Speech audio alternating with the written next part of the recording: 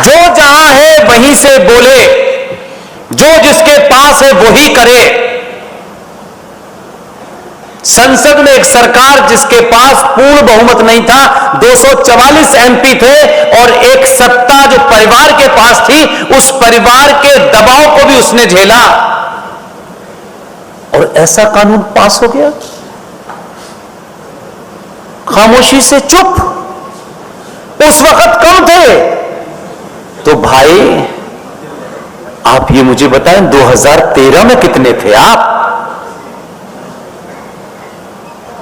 अगर कोई संकट इस हॉल में आने वाला हो और किसी एक आदमी को पता चल जाए, वो ये कहे कि मैं इतने सारे लोगों को कैसे बताता?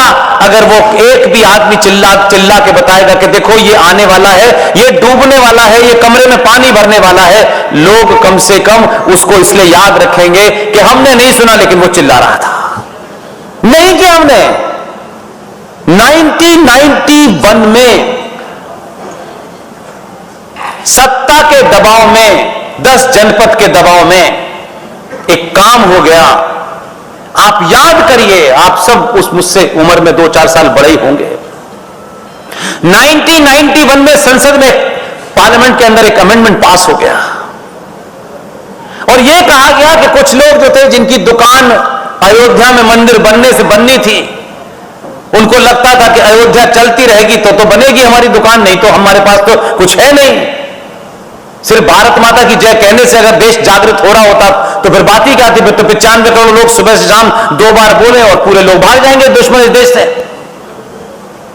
1991 के अंदर एक कानून बना, कहा आप बनाइए, हम ढोल बजाएंगे थोड़ा सा इधर उधर क्योंकि हमें भी रहना है। उस कानून के तहत जब मंदिर की मैं आज पूजा कर रहा था तो वो बार बार मेरे दिमाग में आ रहा था। फिर भी मुझे एक संतुष्टि थी कि अगर इतने धनाढ़ और इतने समझदार लोगों ने अगर 100 एकड़ पे कोई मंदिर बनाने की तय किया है तो गुजराती आसानी से इन्वेस्टमेंट करते नहीं है। अगर ये इन्होंने किया है तो इनके मन में कोई जरूर लंबा प्लान होगा और शायद कभी समय मिलेगा तो इनसे पूछूंगा कि इसके लिए आपने क्या किया है। 1991 में अनादि काल से भारत भूमि पर 42,000 ऐसे मंदिर जो साइंटिफिकली आज भी दुनिया में उस साइंस को कोई समझ नहीं पाया। अयोध्या में जो मूवमेंट चल रहा था, उस मूवमेंट के कारण आपके लोगों ने मूक सहमति दे दी, इसको मत छूइए, इसको मत छूइए क्योंकि इससे तो हमारी दुकान चलनी है। बाकी पे आप क्या करते हैं, हम शोर मचाएंगे निकल जाएंगे। ये पाप मालूम है क्या है? नरसिम्हा राव सरकार को यह ताकत दे दी कि आप भारत के 42,000 वो मंदिर नहीं जो लोग कभी कभी सड़क के किनारे कोई मूर्ति रख के बना लेते, मैं उन मंदिरों की बात नहीं कर रहा। और आपके मन से यह सवाल निकाल देता हूं, गलतफहमी मत रखिएगा। दुनिया में भारत भूमि पर जितने भी मंदिर बने हैं, मैंने कहा मैं इन मंदिरों की बात नहीं कर रहा जो ये रोज परसों मिल जाते हैं कि अब हमारे यहां तो इतने देवी देवता थे, उसके बाद भी कमी पड़ गई तो आपने चांदनिया को भी बिठा दिया है उसमें। मैं उन मंदिरों की बात कर रहा हूं जो मंदिर साइंस पे बेस्ड हैं। उन 42,000 मंदिरों पर चुप्पी साध के ठेकेदारों ने, और वो जो प्रवचन देते हैं, ना सत्ता में है ना व्यवस्था में है, वो कहते हैं हम देश को जगाएंगे, किसे सुना रहे थे वो? उन्होंने भी नहीं बताया कि 42,000 मंदिरों पर भारत सरकार को यह ताकत दी कि ये 42,000 मंदिर जैसे भी थे 15 अगस्त 1947 को जो उनका स्टेटस था, अब वो रहेगा और अब आपके नहीं रहे हाथ से।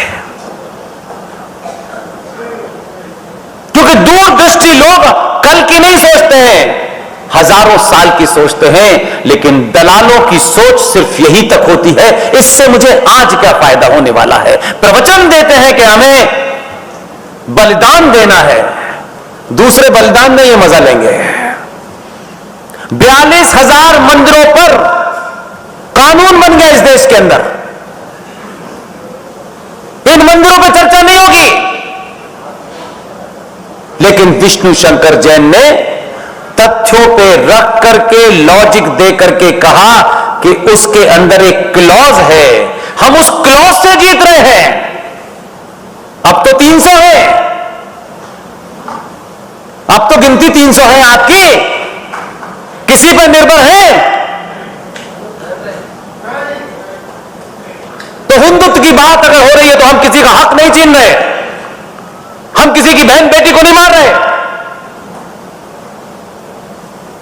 जिन मंदिरों के अंदर वो साइंस है कि दुनिया में आज भी कोई उस मंदिर की कॉपी नहीं कर सकता, उन मंदिरों पे बना हुआ कानून places of worship act 1991 Bharat की संसद में तत्काल निरस्त होना चाहिए।